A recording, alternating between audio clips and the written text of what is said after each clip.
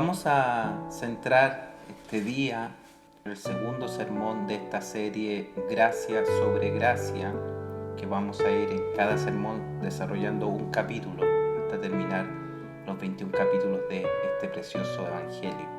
Y vamos a centrarnos este día en el versículo número 11. Dice así: este principio de señales hizo Jesús en Caná de Galilea y manifestó su gloria, y sus discípulos creyeron en él. Los evangelios, los 4 evangelios, no son literatura biográfica en sí misma, vale decir que no son tratados biográficos que vayan narrando cronología histórica, sino más bien se sostiene de que son biografías teológicas. ¿Qué significa esto? Que el Espíritu Santo inspiró a los evangelistas, a cada uno de ellos, a tomar hechos de la vida y ministerio de nuestro Señor Jesucristo y los plasmaron en el libro sagrado para mostrarnos la manifestación de la gloria de Dios entre los hombres. Cada escritor inspirado por el Espíritu del Señor llevó su mensaje a un grupo específico, y es así como lo revisamos a través de 4 evangelios. Hemos dicho que el Evangelio de Juan es considerado un evangelio más profundo, más teológico, pues a través del Evangelio de Juan, los testimonios de vida de Jesús, Juan los presenta de una manera más profunda. Vienen a ser verdades fundamentales que vienen a establecer fundamentos.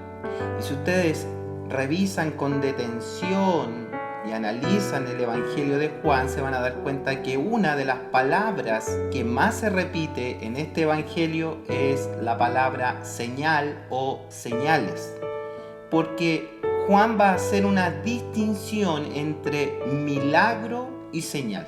Y para eso, para comprenderlo, necesitamos ver la diferencia entre un milagro y una señal. Los milagros es el despliegue de poder de Dios sobre algo natural. Es decir, el Creador usa todo su poder sobrenatural para intervenir en lo natural. ¿Puede hacerlo? Por supuesto, Él es el Creador. Él creó de la nada, con su sola palabra, creó la materia. Después, en la recreación, Él reformula lo creado y forma el Edén y forma la creación que nosotros conocemos. Él tiene poder para transformar la naturaleza. Y eso es un milagro, cuando lo divino de Dios interviene en lo natural y lo transforma de una manera milagrosa. Por eso se llama milagro. Pero, ¿por qué Juan no le llama milagro a los milagros?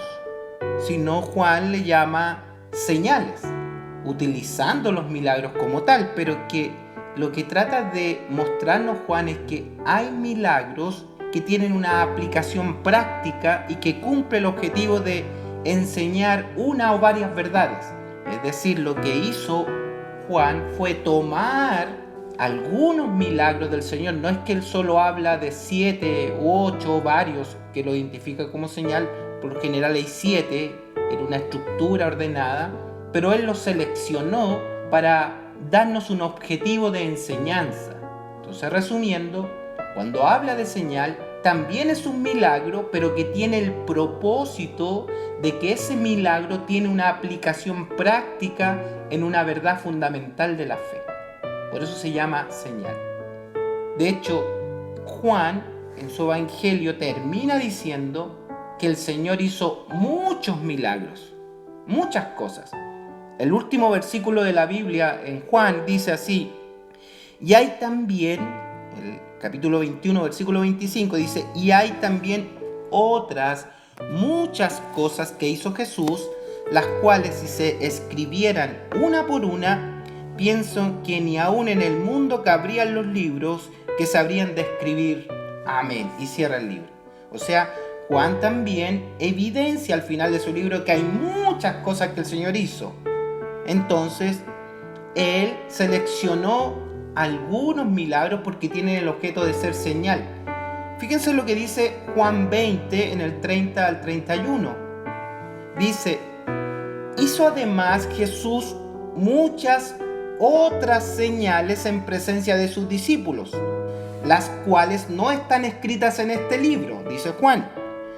Ahora, el versículo 31 del capítulo 20, él habla de las señales, dice, pero estas, o sea, estas señales se han escrito, y aquí viene el objetivo, para que creáis que Jesús es el Cristo, el Hijo de Dios, y para que creyendo tengáis vida en su nombre.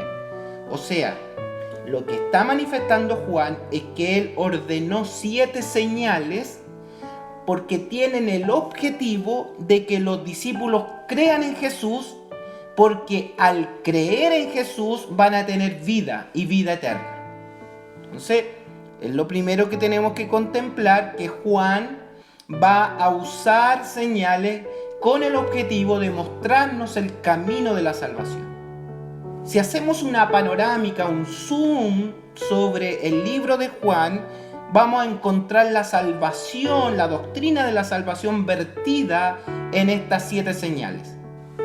Voy a mencionar las 7 así muy rápido, no es el sermón, las iremos viendo a través de que se desarrolle esta serie, pero el agua convertida en vino representa que la salvación es por la palabra de Dios.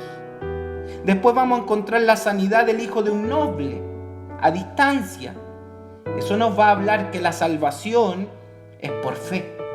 Después va a seguir la sanidad del paralítico de Betesda, aquel que había estado 38 años paralítico en el estanque de Betesda, y vamos a ver las señales del estanque de Betesda, y eso nos va a hablar que la salvación es por gracia.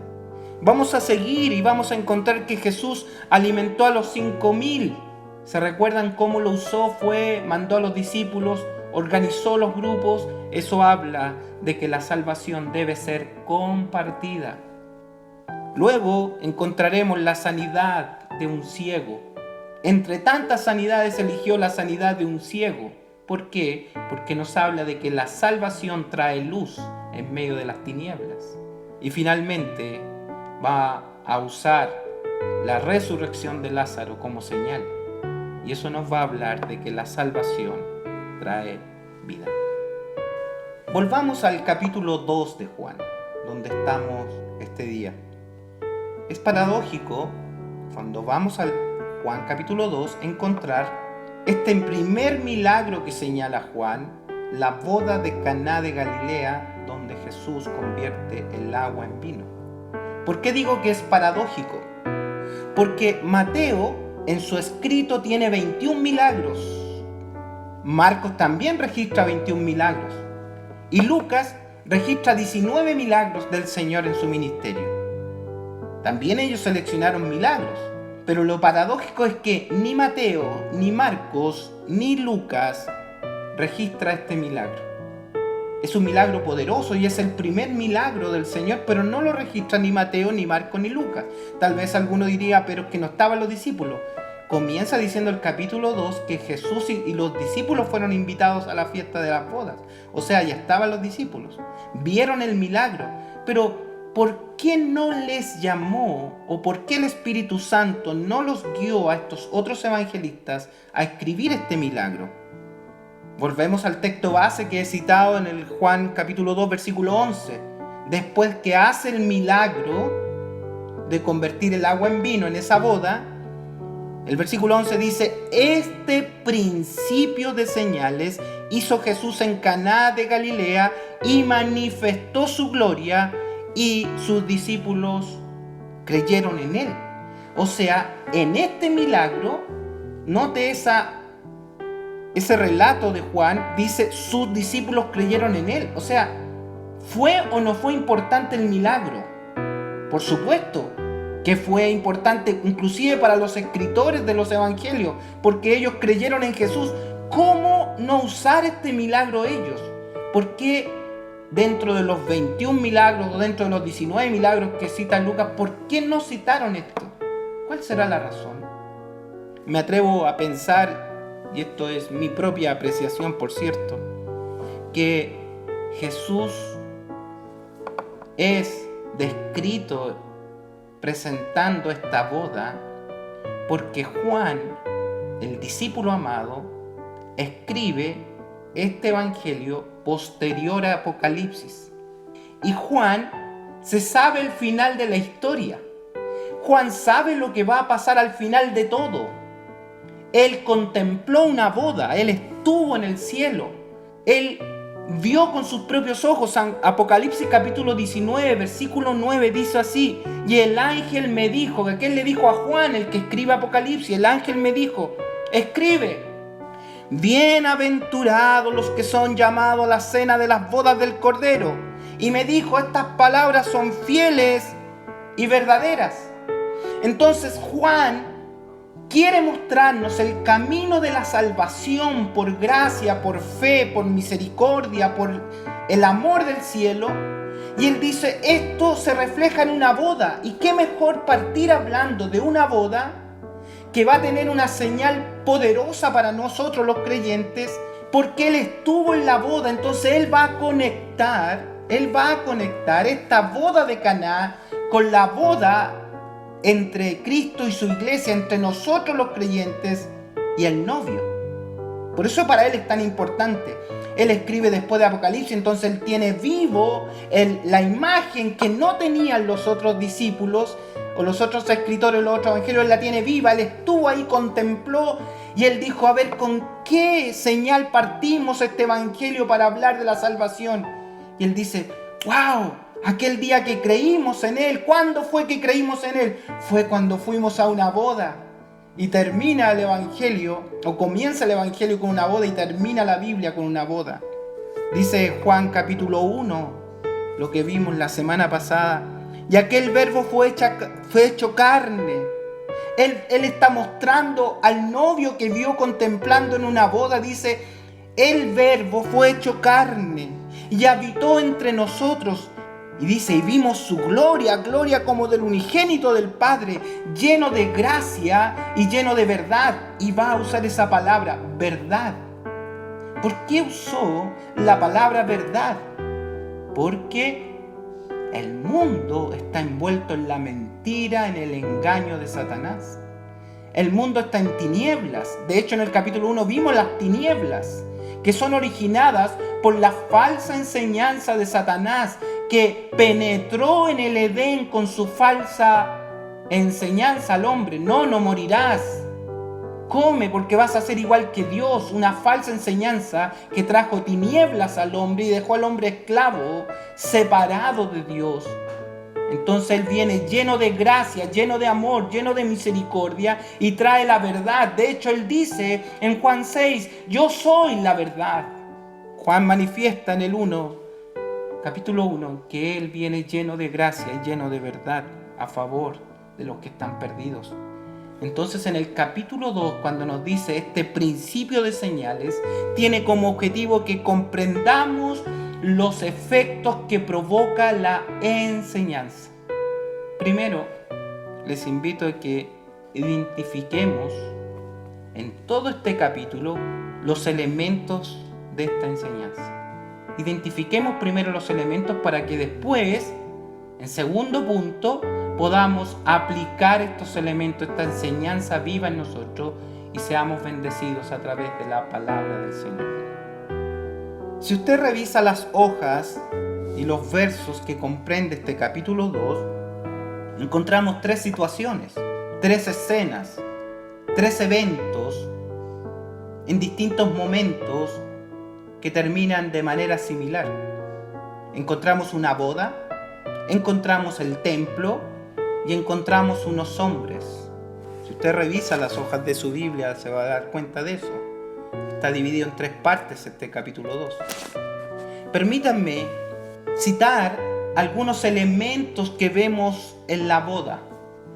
No quiero profundizar en mayor grado en la boda porque creo que lo hemos leído muchas veces y le pedí a la hermana Loreto que hoy nos compartiera la lectura completa para que nos unificáramos en el conocimiento de esta palabra. ¿Qué vemos? Vemos una boda. Una boda que es una celebración. Y culturalmente en la boda el novio se preocupaba de todos los detalles, de todo. Y uno de los principales detalles el novio debía proveer de vino para la fiesta de celebración. Y no podía faltar. Cuando faltaba el vino era una afrenta. Era un error garrafal que un novio no calculara bien la cantidad de vino. Era mal visto. Vemos que Jesús, sus discípulos, María también es invitada a esta celebración. Él está ahí participando de esta fiesta de bodas. No se menciona el nombre del novio, no se menciona el nombre de la novia, solo se nos da la situación y se fija el hecho en la razón por la cual origina esta señal. Se acabó el vino. ¿Por qué se acaba el vino en una fiesta de bodas de esta época?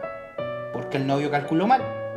Entonces, si calculó mal, no proveyó del vino suficiente, fue un novio negligente. Entonces, primero que encontramos un novio negligente. Segundo, que debemos que notar, y usted me va a encontrar toda razón de inmediato, que el vino es producto de la vid. ¿Sí? ¿Estamos de acuerdo? El vino es producto de la vid. ¿De dónde viene el vino? De la vid. Tercero que encontramos en esta boda, que hay 6 tinajas. Y nos recalca el escritor Juan que están con agua para la purificación. ¿Qué significaba eso? Que los judíos en sus ritos y ceremonias estaban tan atentos a purificar lo externo, las manos, lavarse, inclusive los pies, se lavaban los pies al llegar, las manos y todo, porque Dios les había instruido la limpieza y ellos procuraban una buena limpieza, se purificaban, todo lo purificaban a través de esa agua. Permítanme un paréntesis, que cuando habla de 6 tinajas tenemos para otro sermón, pero el número 6 es un número de hombre, entonces ya puede orientarnos que las 6 tinajas representan al hombre. Otro aspecto de esta boda es que es Jesús quien señala primero que su hora no ha llegado aún. Jesús le dice a su madre, en otras palabras, en otras revisiones se advierte así, dice: mujer, nosotros no tenemos parte en esto, no es mi hora, yo no vine para esto, yo no tengo parte en esta boda. Pero vemos que Jesús, aunque no tiene parte en esa boda, Él utiliza esa boda para darnos una señal, porque Juan dice principio de señales. ¿Y qué hace Jesús? Ya lo sabemos, convirtió el agua en vino. ¿Cuánto vino? Si usted hace los cálculos, aproximadamente 500 litros de vino en esas 6 tinajas. 500 litros de vino. Eso alcanzaba para 10 fiestas. O sea, Jesús multiplicó el agua en vino mucho más de lo que los comensales de esa boda podían beber. Y concluye ese episodio con este texto, lo vuelvo a citar. Este principio de señales hizo Jesús en Caná de Galilea y manifestó su gloria. Este principio de señales hizo Jesús, manifestó su gloria. Claro, la gloria de creador, la gloria de transformador, la gloria que tiene el poder de su palabra de transformar la materia. Y fíjese cómo termina diciendo: sus discípulos creyeron en él. Entonces la señal es que alguien pueda creer en él. ¿Sí? Esa es la señal, que puedan creer en él. ¿A través de qué? De este milagro que ya lo vamos a ver en detalle.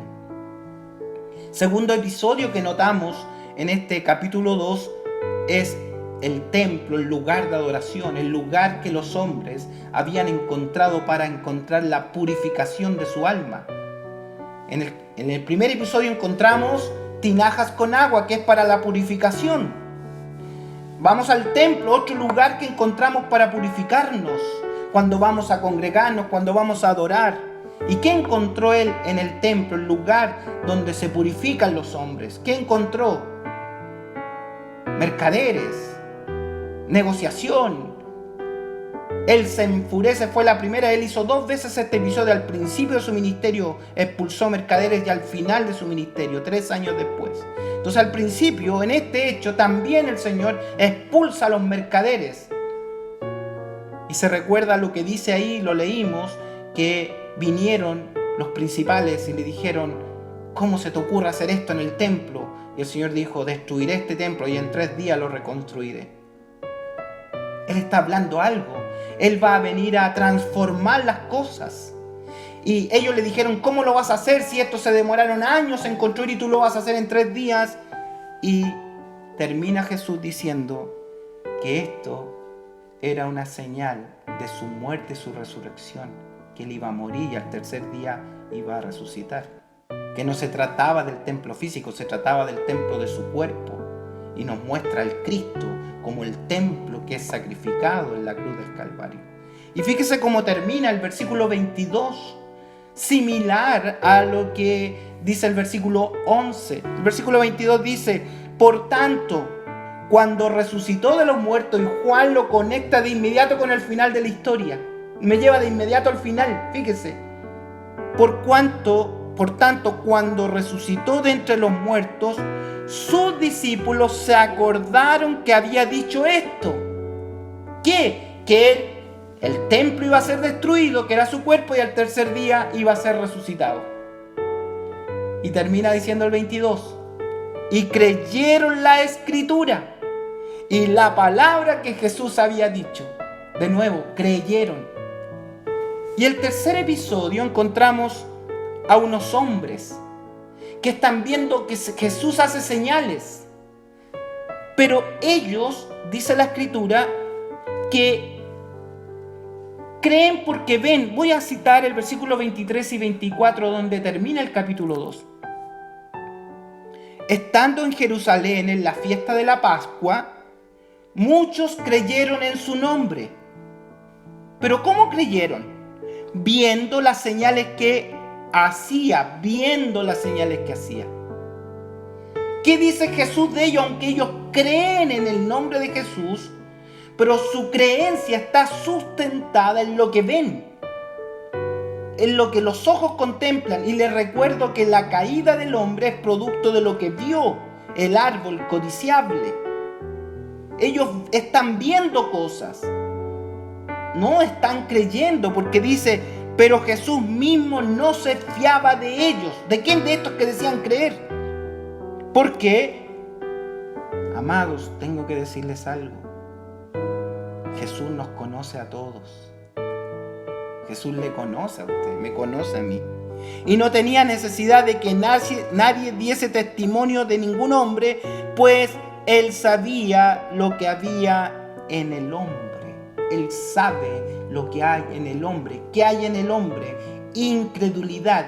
¿Qué hay en el hombre? El hombre no puede creer. ¿Qué hay en el hombre? El hombre cree lo que quiere creer, cree a lo que ve, pero no tiene fe. Milagro de la boda, los discípulos creyeron en él. La señal del templo, los discípulos reafirmaron su fe, y estos hombres, viendo cosas, no creyeron. Jesús no se fiaba de ellos porque no eran verdaderamente hijos del Señor, porque Dios sabe lo que hay en el hombre, sabe lo que hay dentro de las tinajas, sabe lo que hay dentro de nuestras vidas. Pues no podemos confiar en nosotros mismos. Necesitamos un Salvador. Tenemos expuesto ya todos los elementos. Tenemos, como siempre le digo a los predicadores, tenemos la harina, tenemos los ingredientes. Me acompañan a amasar este pancito para que lo comamos calentito y traiga vida a nuestra alma. Bueno, apliquemos entonces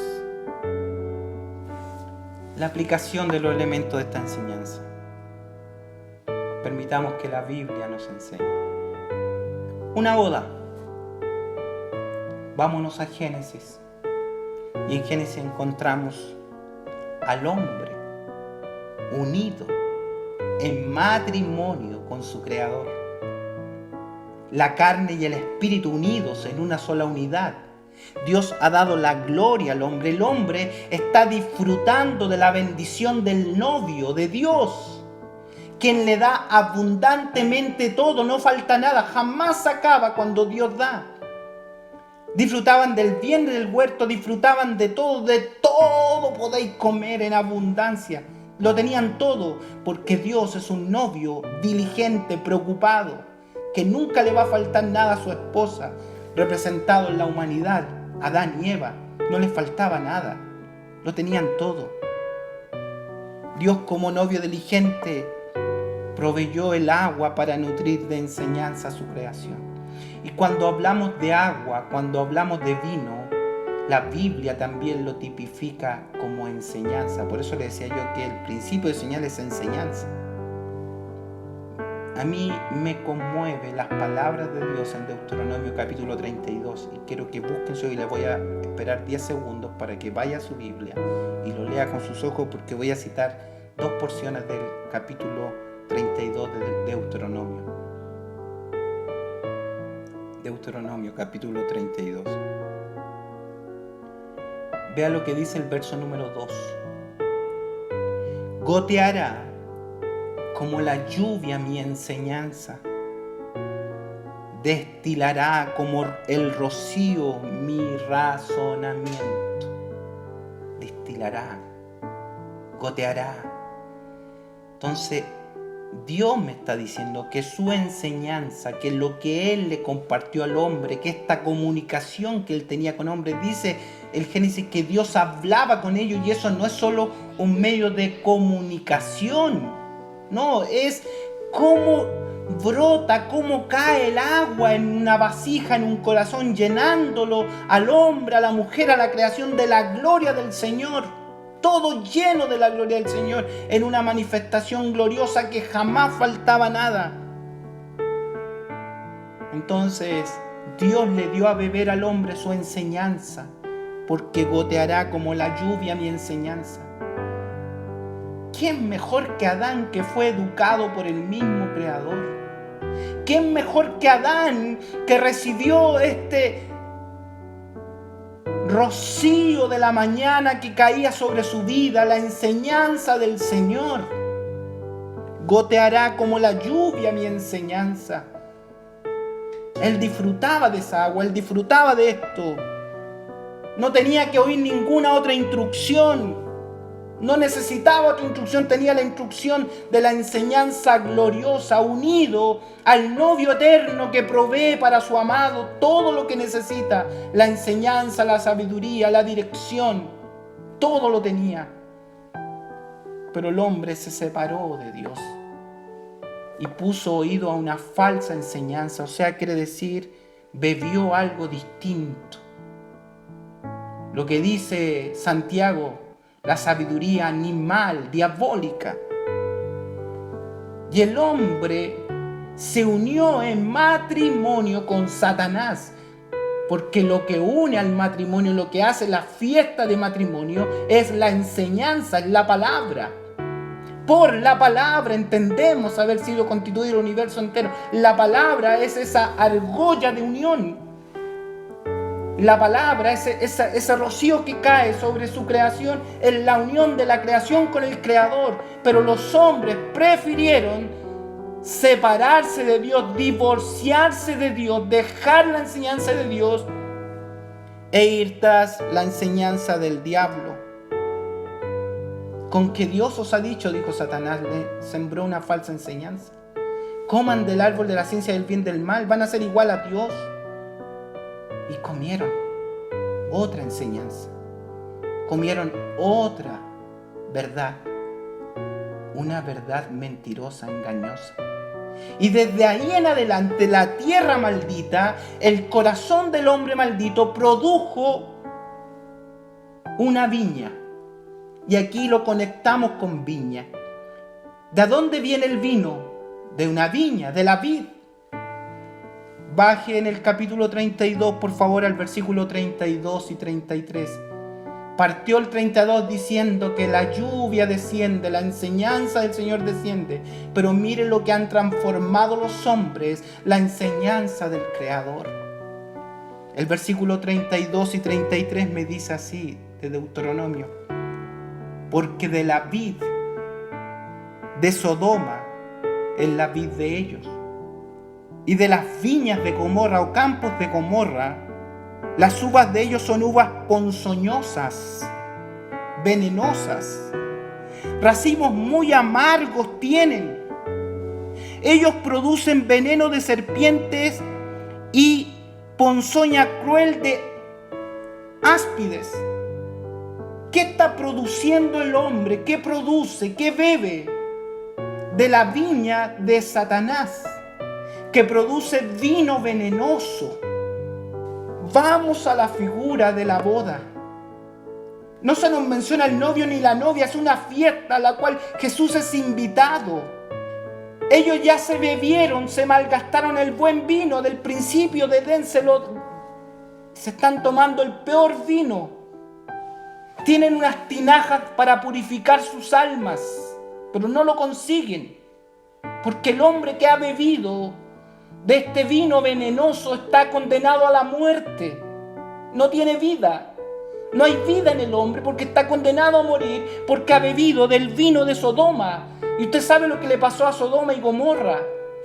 Entonces dice, estos hombres han bebido de ese vino, de ese pecado, y están condenados a muerte. Y más aún vienen a esta boda y se lavan en unas tinajas con agua para purificarse, pero están condenados a morir. Son sus obras externas que no producen nada. No hay vida en ello. Se han purificado, se han lavado la mano, se han lavado los pies, se purifican, pero lo único que han bebido es vino del furor y de la ira de Dios. 6 tinajas, porque los hombres han buscado purificación. Y esas tinajas es el corazón del hombre. Se acaba el vino. Y cuando no hay vino en una fiesta, eso es símbolo de desdicha. Y así está el corazón del hombre. Desdichado, perdido, lejos del Señor.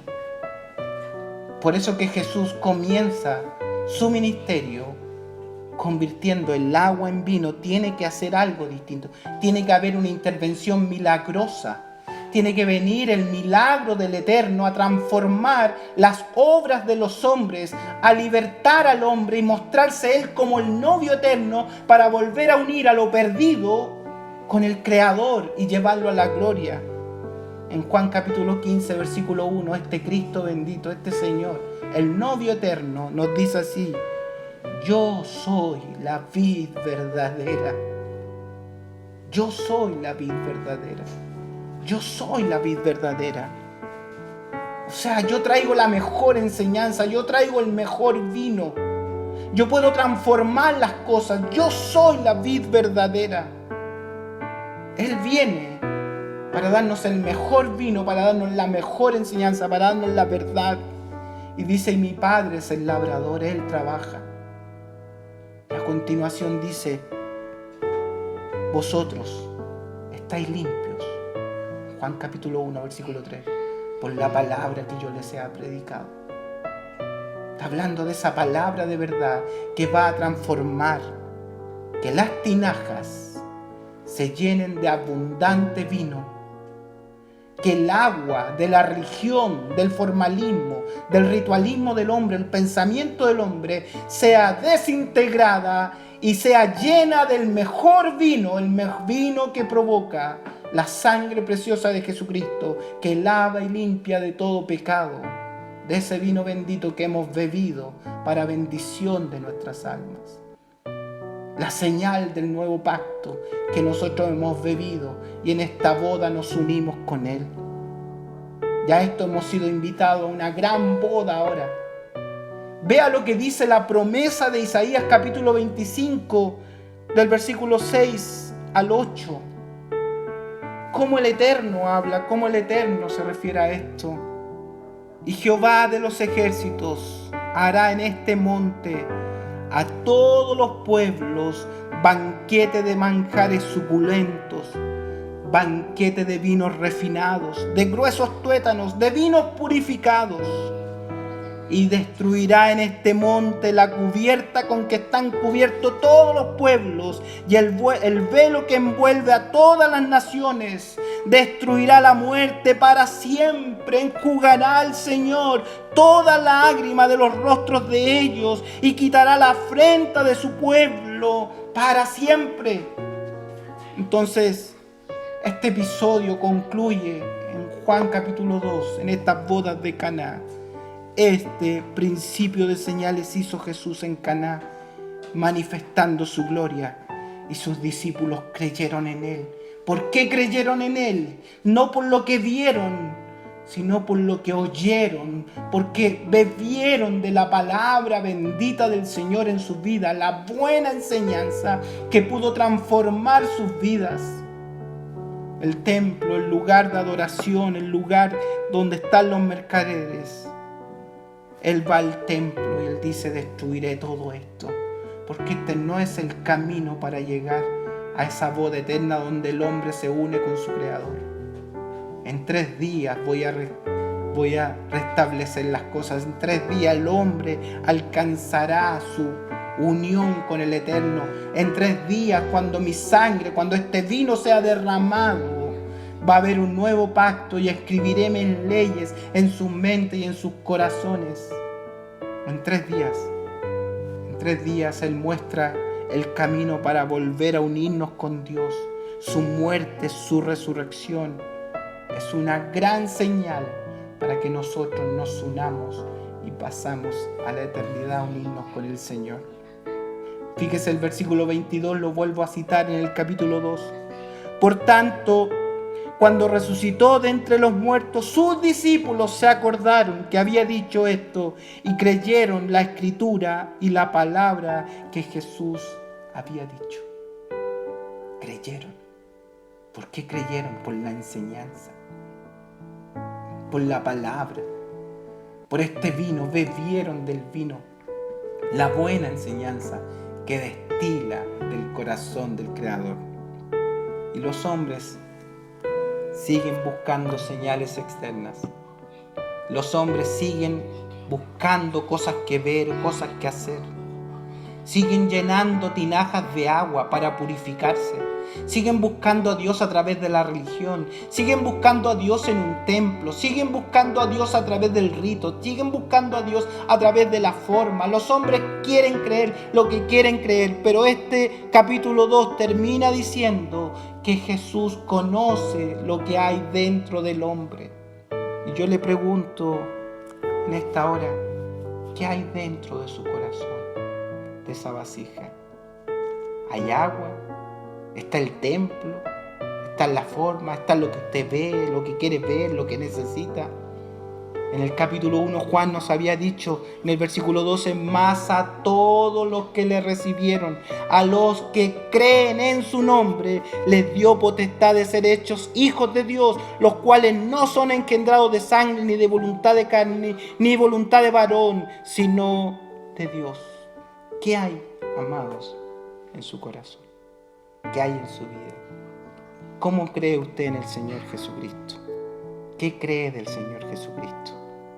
Termina este hermoso capítulo 2 diciendo: estando en Jerusalén en la fiesta de la Pascua, y note la Pascua, fecha de muerte, la fecha de la muerte que el Señor muere. Fíjese cómo lo conecta. Muchos vienen a la cruz, todos conocen, tienen un conocimiento biográfico del sacrificio de cruz.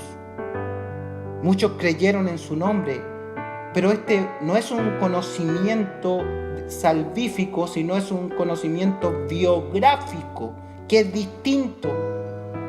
Muchos creyeron en su nombre, no pocos, muchos creyeron en su nombre, viendo las señales que hacía. Y esto debiera golpearnos en nuestro corazón. Pero Jesús mismo no se fiaba de ellos, porque los conocía a todos. Hermano, hermana, amigo, Dios nos conoce a todos. No intente purificarse por sus medios. No lo intente, por favor. No intente hacer una religión. No lo haga. La Biblia me dice ahí, léalo con sus ojos. Jesús mismo no se fiaba de ellos porque conocía a todos. Jesús no tenía necesidad de que nadie le contara sobre los hombres, sobre las mujeres, porque Él sabía lo que había en el hombre. Él sabe lo que hay en el hombre. Él sabe lo que está en su corazón. Él sabe lo que está en su vida. No es lo externo, no es que nos vistamos de humita, corbata, lo que nos hace ser hijos del Señor. No es que estemos bajo un letrero de una institución religiosa lo que nos hace hijos del Señor. No es los ritos de purificación que hagamos. Lo cierto es que esta humanidad ya se bebió todo el vino que Dios había dado y lo desperdició. Lo cierto es que el vino de Satanás ya se acabó y lo único que hay es sentencia de muerte, desdicha. Esa es la realidad del hombre. Pero Jesús se presenta como el novio eterno y Él puede transformar todo rito, toda ceremonia, puede transformarlo en un buen vino, el mejor vino, un vino en abundancia para llevarnos a la gloria. ¿Qué hay en su corazón esta mañana? Permita que la palabra eterna del Dios vivo se haga una realidad en su corazón y su vasija esté llena del mejor vino, el mejor vino, el mejor vino. Yo soy la vid verdadera, mi Padre es el labrador. Ya vosotros estáis limpios por la palabra que les he hablado.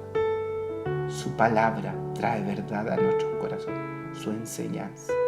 Esta mañana es una buena mañana para que usted disponga su vasija ante el Señor y que Él la transforme con el poder de su palabra. Con el poder de su palabra. Jesús en la boda de Caná solo dijo su palabra. Jesús en el templo solo dijo su palabra. Y esta mañana esa palabra vuelve a hablar para traer vida a su alma. ¿Cuántos esta mañana llenan su corazón de la bendita palabra del Señor? Termino citando Deuteronomio capítulo 32, versículo 2. Goteará como la lluvia mi enseñanza, destilará como el rocío mi razonamiento. Sienta la frescura de la palabra del Señor ante su vida. La palabra del Señor trae dicha. La palabra del Señor trae consuelo. La palabra del Señor trae sanidad. La palabra del Señor trae eternidad. Su conocimiento en su vida trae vida y vida en abundancia.